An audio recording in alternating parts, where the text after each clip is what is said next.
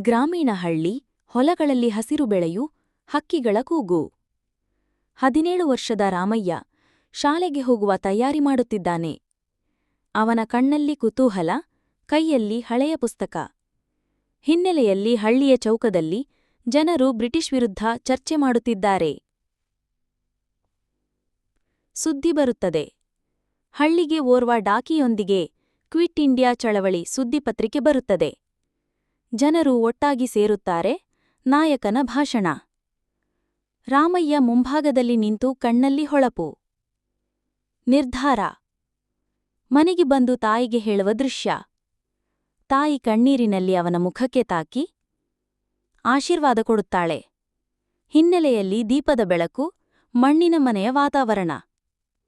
ಮೆರವಣಿಗೆ. ನಗರ ಬೀದಿಯಲ್ಲಿ ಜನಸಮೂಹ ವಂದೇ ಮಾತರಂ ಕೂಗುತ್ತಾ ಸಾಗುತ್ತದೆ. ರಾಮಯ್ಯ ಧ್ವಜ ಹಿಡಿದು ಮುಂಚಿತನಾಗಿ ನಡೆಯುತ್ತಾನೆ. ಪೊಲೀಸರು ಲಾಠಿ ಚಾರ್ಜ್ ಪ್ರಾರಂಭಿಸುತ್ತಾರೆ. ಜನರು ಓಡುತ್ತಾರೆ. ಬಂಧನ. ರಾಮಯ್ಯ ನೆಲದಲ್ಲಿ ಬಿದ್ದರೂ ಧ್ವಜ ಬಿಟ್ಟುಕೊಡುವುದಿಲ್ಲ. ಇಬ್ಬರು ಪೊಲೀಸರು ಅವನನ್ನು ಎಳೆದುಕೊಂಡು ಹೋಗುತ್ತಾರೆ.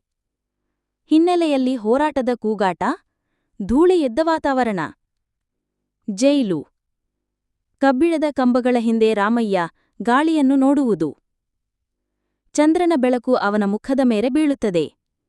ಅವನ ಮುಖದಲ್ಲಿ ನಗು, ಒಂದು ದಿನ ಭಾರತ ಸ್ವತಂತ್ರವಾಗುತ್ತದೆ ಎಂಬ ಭಾವನೆ. ಸ್ವಾತಂತ್ರ್ಯದ ದಿನ 1947 ಆಗಸ್ಟ್ 15. ಹಳ್ಳಿಯ ಚೌಕದಲ್ಲಿ ಜನಸಮೂಹ. ತ್ರಿವರ್ಣ ಧ್ವಜ ಗಾಳಿಯಲ್ಲಿ ಹಾರುತ್ತದೆ. ರಾಮಯ್ಯ ತಾಯಿಯ ಜೊತೆ ನಿಂತು ನಗುತ್ತಾನೆ. ಅಮ್ಮ, ಇಂದು ಗಾಳಿಗೀತೆ ಸ್ವಾತಂತ್ರ್ಯದ ಹಾಡು ಹಾಡುತ್ತಿದೆ.